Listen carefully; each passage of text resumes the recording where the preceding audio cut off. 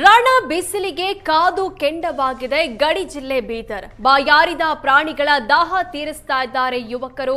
ಸ್ವಾಭಿಮಾನಿ ಗೆಳೆಯರ ಬಳಗದಿಂದ ಈ ಮಾನವೀಯ ಕಾರ್ಯ ನಡೆಸಲಾಗ್ತಾ ಇದೆ. ಅರಣ್ಯ ಪ್ರದೇಶದ 9 ಸ್ಥಳಗಳಲ್ಲಿ ಕುಡಿಯುವ ನೀರಿನ ವ್ಯವಸ್ಥೆ ಮಾಡಿದ್ದಾರೆ. ಸ್ವಂತ ಖರ್ಚಿನಿಂದ ಪ್ರಾಣಿ ಪಕ್ಷಿಗಳಿಗೆ ನೀರಿನ ವ್ಯವಸ್ಥೆ ಮಾಡಲಾಗ್ತಾ ಇದೆ. ಬತ್ತಿ ಹೋದ ಕೆರೆ ಕಟ್ಟೆಗಳು, ಹೀಗಾಗಿ ಪ್ರಾಣಿಗಳು ನೀರಿಗಾಗಿ ಪರದಾಡ್ತಾ ಇದ್ದಾವೆ.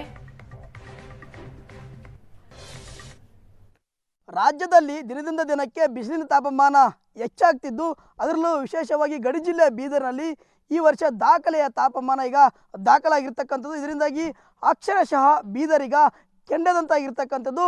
ಇದರಿಂದಾಗಿ ಮನುಷ್ಯರು ಸಾಕಷ್ಟು ಕೂಡ ಹೈರಾಣಾಗಿರ್ತಕ್ಕಂಥ. ಆದರೆ ಕಾಡಿನಲ್ಲಿರ್ತಕ್ಕಂಥ ಮೂಕ ಪ್ರಾಣಿ ಪಕ್ಷಿಗಳು ಸಹ ಕುಡಿಯುವ ನೀರಿಗಾಗಿ ಪರದಾಟ ಅನುಭವಿಸ್ತಕ್ಕಂಥ ಒಂದು ದುಸ್ಥಿತಿ ಹೊಂದಿರತಕ್ಕಂಥದ್ದು. ಈ ಒಂದು ನಿಟ್ಟಿನಲ್ಲಿ ಈಗ ಬೀದರ್ನ ಸ್ವಾಭಿಮಾನಿ ಗೆಳೆಯರ ಬಳಗ ಮೂಕ ಪ್ರಾಣಿಗಳಿಗೆ ಕುಡಿಯುವ ನೀರಿನ ವ್ಯವಸ್ಥೆಯನ್ನು ಕೂಡ ಮಾಡಿರ್ತಕ್ಕಂಥದ್ದು.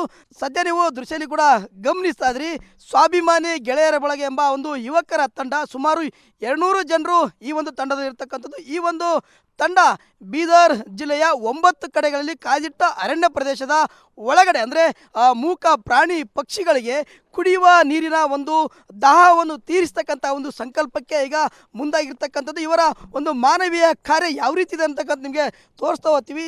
ಈಗ ನಾವು ಚಿಟ್ಟ ಅರಣ್ಯ ಪ್ರದೇಶದಲ್ಲಿರ್ತಕ್ಕಂಥದ್ದು. ಅರಣ್ಯ ಪ್ರದೇಶದ ಹಲವು ಕಡೆಗಳಲ್ಲಿ ಕಾಂಕ್ರೀಟ್ನ ತೊಟ್ಟಿಗಳನ್ನು ಕೂಡ ಈಗ ನಿರ್ಮಾಣ ಮಾಡಿರ್ತಕ್ಕಂಥದ್ದು.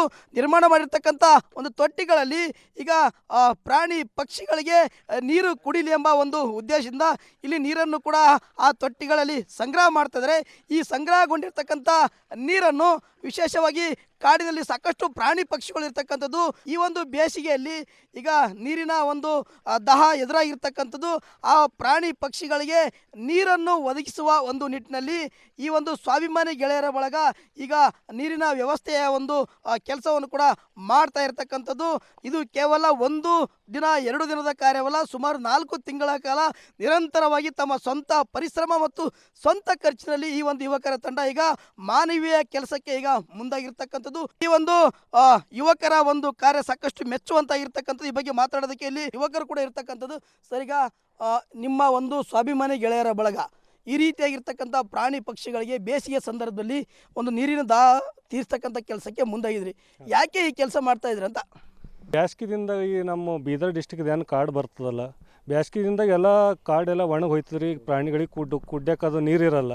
ಹಾಗಂತೇಳಿ ಪ್ರಾಣಿಗಳೇನದ ಕಾಡಿದಿಂದ ನಾಡಿಗೆ ಬಂದು ಅಲ್ಲಿ ಆಕ್ಸಿಡೆಂಟ್ ಆಗಿ ಸಾಯೋದು ನಾವು ನೋಡಿ, ನಾವು ಸ್ವಾಭಿಮಾನಿ ಗೆಳೆಯರ ಬಳಗದಿಂದ ಒಂದು ಏನು ಮಾಡಿದ್ದೀವಪ್ಪ ಅಂದ್ರೆ, ನಮ್ಮನ್ನು ನಾವೇ ಒಂದು ಎಲ್ಲ ಬಳಗದ ಮೆಂಬರ್ ಎಲ್ಲ ಮೀಟಿಂಗ್ ಮಾಡಿ ನಾವು ಸ್ವಂತ ಖರ್ಚಿನಲ್ಲೇ ಇವು ನೀರಿನ ತೊಟ್ಟಿಯನ್ನು ನಿರ್ಮಾಣ ಮಾಡಿದ್ದೇವೆ ಸರ್.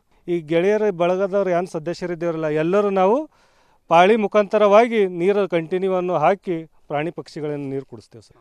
ತಾಪಮಾನ ಹೆಚ್ಚಿಗೆ ಆಗಿದ್ದಕ್ಕೆ ಕಾರಣ ನಾವು ಪಾಳಿ ಮುಖಾಂತರ ಒಬ್ಬರು ಪಾಳಿ ಮುಖಾಂತರ ನೀರು ಹಾಕ್ತಾ ಇರ್ತೀವಿ. ಇವತ್ತು ನಾವು ಒಂದು 4 ಮಂದಿ ಇವತ್ತು ಹಾಕಿದ್ರೆ ಒಂದು 4 ಮಂದಿ ಮರುದಿವ್ಸ ಹಾಕ್ತೀವಿ. ನಿರಂತರವಾಗಿ ನೀರು ಹಾಕ್ತಾ ಇರ್ತೀವಿ. ಬಿಸಿಲಿನ ಬೇಗೆಯಿಂದ ಸಾಕಷ್ಟು ಹೈರಾಣಾಗಿರ್ತಕ್ಕಂಥ ಮೂಕ ಪ್ರಾಣಿಗಳ ಒಂದು ನೀರಿನ ದಾಹವನ್ನು ತೀರಿಸ್ತಕ್ಕಂಥ ಕೆಲಸವನ್ನು ಈಗ ಸ್ವಾಭಿಮಾನಿ ಗೆಳೆಯರ ಬಳಗ ಮುಂದಾಗಿರ್ತಕ್ಕಂಥದ್ದು. ಕ್ಯಾಮರಾಮ್ಯಾನ್ ಶರಣಕುಮಾರ್ ಜೊತೆ ಪರಶುರಾಮ ಕುರೇಶ್, ಸುವರ್ಣ ನ್ಯೂಸ್, ಬೀದರ್.